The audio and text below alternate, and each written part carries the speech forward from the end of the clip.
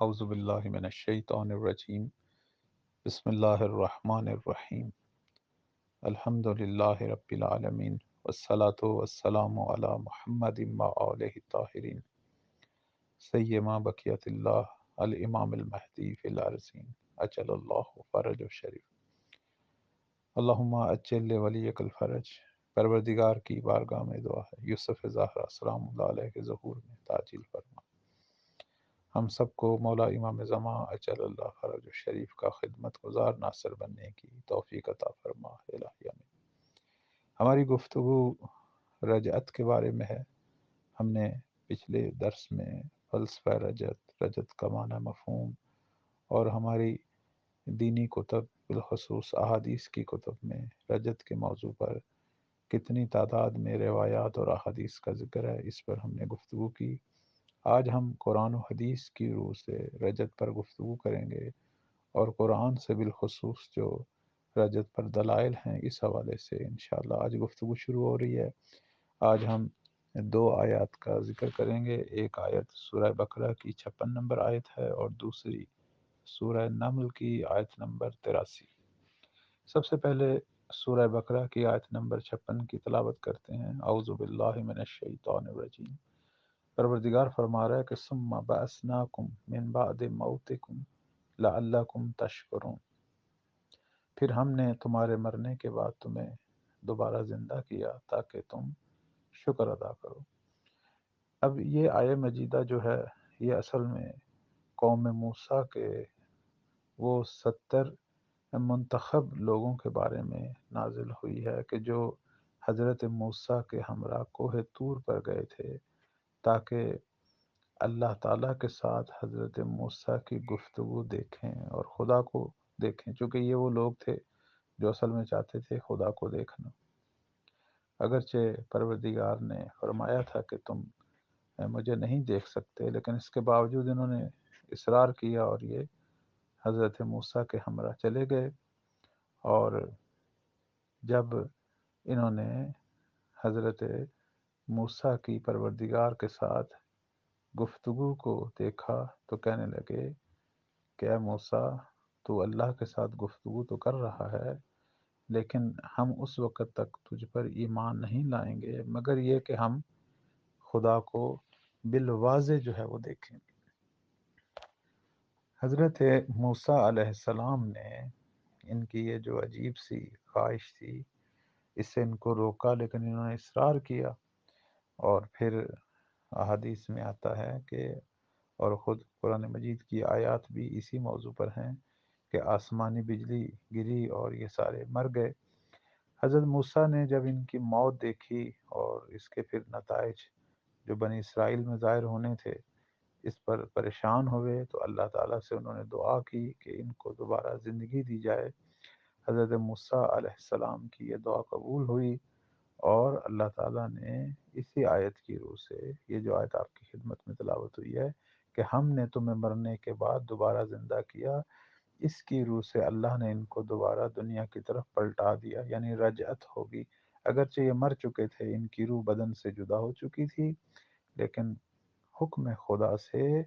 یہ دوبارہ زندہ ہو گئے۔ اس حوالے سے امیر المومنین امام علی علیہ السلام سے حدیث موجود ہے بہار الانوار کے اندر، جس میں مولا فرماتے ہیں کہ یہ لوگ جو ہیں یہ دوبارہ زندہ ہوئے اور اپنے گھروں کی طرف پلٹ گئے، اور زندگی انہوں نے دوبارہ ایک مدت جو ہے وہ زندگی پائی، اس میں بچے دار بھی ہوئے، یعنی ان کی اولاد بھی ہوئی، اور پھر دوبارہ جب ان کی اپنے ٹائم پہ موت آئی تو یہ دنیا سے گئے۔ تو اب یہ جو آیہ مجیدہ ہے یہ بتا رہی ہے کہ اللہ تعالیٰ اس سے پہلے بھی لوگوں کو رجعت دے چکا ہے، یعنی وہ لوگ جو دنیا سے جا چکے تھے، ہلاک ہو چکے تھے، مر چکے تھے، حکم خدا سے زندہ ہوئے۔ اسی طرح سورہ نمل کی آیت نمبر 83 میں پروردگار فرما رہا ہے کہ وَيَوْمَ نَحْشُرُ مِنْ كُلِّ أُمَّةٍ فَوْجًا مِّمَّنْ يُكَذِّبُ بِآيَاتِنَا فَهُمْ يُوزَعُونَ، اور جس دن ہم ہر امت میں سے ان لوگوں کا ایک گروہ جو ہے اسے اٹھائیں گے یا اسے جمع کریں گے جو ہماری آیتوں کو جھٹلاتے تھے، تو وہ روکے جائیں گے، یعنی انہیں پکڑا جائے گا۔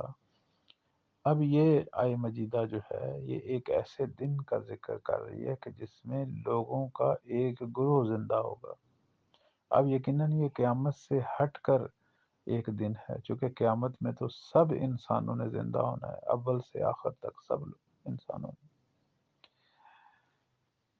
جناب مرحوم طبرسی رحمۃ اللہ علیہ نے تفسیر مجموع البیان کے اندر لکھا ہے کہ بہت ساری جو روایات اہل بیت علیہم السلام سے اس آیہ مجیدہ کے حوالے سے ہم تک پہنچی ہے، ان آیات کی روح سے، یہ ان روایات کی روح سے یہ آیہ مجیدہ جو ہے وہ رجعت پر دلالت کرتی ہے کہ رجعت والے دن شیعوں کا ایک گروہ اور دشمنان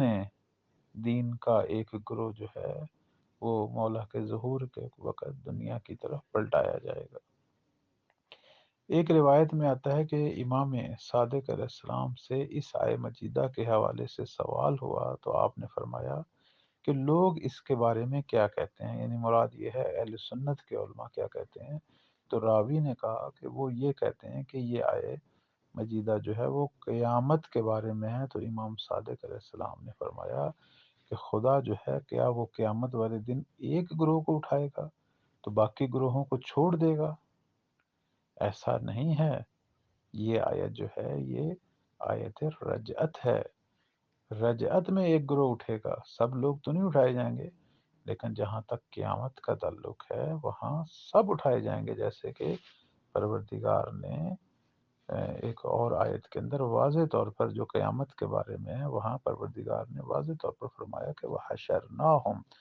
فَلَمْ نُغَادِرْ مِنْهُمْ أَحَدًا، یعنی اس دن ہم سب کو اٹھائیں گے، کسی ایک کو بھی نہیں چھوڑیں گے۔ تو یہ جو ایک گروہ اٹھایا جائے گا کہ جو آیات الہی کی تکذیب کرتے تھے، یعنی دشمنان دین، دشمنان خدا میں سے ایک گروہ کو اٹھایا جائے گا، یہ وہی زمانہ ظہور میں رجعت کے موقع پر اٹھایا جائے گا اور وہاں عدالت الہی بپا ہوگی۔